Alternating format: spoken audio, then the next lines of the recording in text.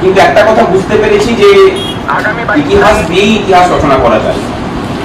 বিগত 12 বছর ধরে যে সরকারের কাছে পয়সা ছিল না, যে সরকার নাকি কর্মচারীদের বিয়েটাকে অধিকার মনে করে না, সেই সরকারকে 1 বছরের ব্যবধানের মধ্যে 3বার মহার্ঘ ভাতা ঘোষণা করতেও বাধ্য করানো হয়েছে। সেটা করেছেন এই কুকুর বিড়াল রূপী কর্মচারীরাই। বিগত 1 বছর ধরে ধর্মঘট হওয়া, কর্মবিরতি হওয়া, আমরা সবকিছু করেছি, আপনারা করেছেন সবাই মিলে। এই 12 বছর ধরে নিজে ছুটি দিয়েছেন, কিন্তু অধিকারের দাবিতে কেউ ধর্মঘট করতে গেলে যে ভাড়া নামিয়ে নিয়ে এসেছিলেন, এই 1 বছরে কিন্তু সেটা কিছু করতে পারেন। আমরা ধর্মঘট করলে আমার বেতন কাটা যাবে, সেটা যাক, আমরা তার জন্য প্রস্তুত আছি। কারণ এমনিতেই তো মাসে 40% বেতন আমরা কম পাই, 40% দিয়ে কম পাওয়া মানে 40% বেতন কম পাওয়া। আগামী 22 তারিখ আমরা কর্মবিরতির ডাক দিয়েছি এবং আগামী 5 এবং 6 2 দিনের লাগাতার ধর্মঘটের ডাক দিয়েছি। আগামী 3 তারিখ সুবর্ণচন্দ্র স্কয়ার থেকে রানী রাসমণি রোড পর্যন্ত একটা মিছিল এবং সেখানে গিয়ে জমায়েত। আমাদের যেটা অ্যাজাম্পশন যে মার্চের 7 থেকে 14 মধ্যে যে কোনো দিন ভোট ঘোষণা করতে পারে। আমরা তার মুখোমুখি ধর্মঘটটাকে ডেকেছি যে এই ধর্মঘটেও অন্তত উনি কোন রকম শাস্তিমূলক ব্যবস্থা নেওয়ার মতো জায়গাতে নেই। মানে এটা একদম খুব পরিষ্কার কথা বলছে, একদম মানে প্রশাসনের ভিতরের কথা বলছে। এর আগে 10ই মার্চে যে নোটিফিকেশন জারি করেছিলেন, সেই নোটিফিকেশনকে সংগ্রামী মঞ্চের পক্ষ থেকে স্ট্যাটে এবং হাইকোর্টে চ্যালেঞ্জ করা হয়েছে। হলফনামা দিতে বলেছে, সরকার কিন্তু হলফনামা দিতে পারেন।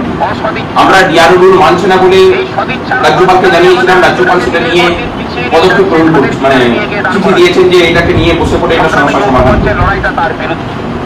কেন্দ্রীয় অর্থমন্ত্রীকেও আমরা চিঠি লিখেছি, 27 তারিখে আসছেন, হয়তো 27 তারিখে আমাদের একটা প্রতিনিধি দল কেন্দ্রের অর্থমন্ত্রীর সাথে দেখা করে পার্টিকুলার এই কথাটা বলবে যে বেতন এবং ভাতা খাতে কর্মচারীদের যে পয়সাটা সেন্ট্রাল দেয় মানে অর্থ কমিশনের মাধ্যমে, সেই টাকা কোনো বকেয়া নেই এবং সেই বাবদ যে অর্থ বাঁচাচ্ছে সেটা অন্য খাতে মানে ইয়ে করছে, সেটা কেন্দ্র বলুক।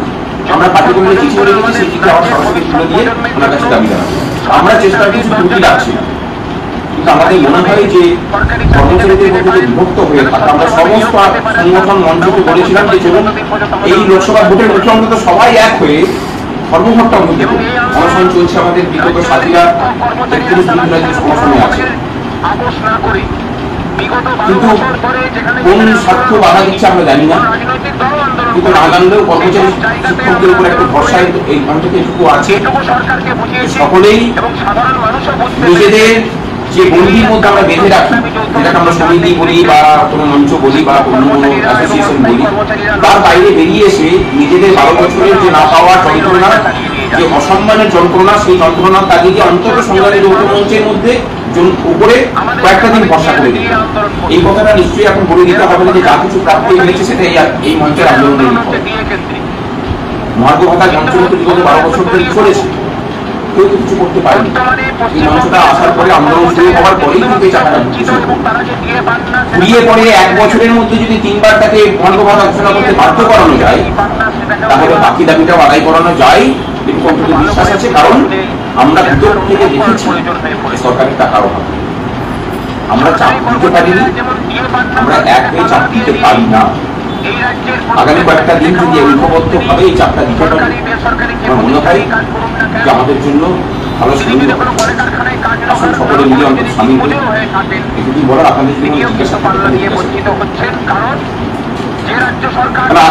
আন্দোলন সফল করার জন্য, দাবিটাকে শেষ করার জন্য, মানে দাবি মেটাতে সরকারকে বাধ্য করার জন্য যা যা আন্দোলনের পদ্ধতি আছে আমরা কোনোটা বাদ দিই। অনশন, ধর্মঘট, কর্মবিরতি, এখন এই মুখে মুখে সমস্ত কিছু করা হচ্ছে, গোটা রাজ্য জুড়ে আমাদের চেষ্টা চলছে।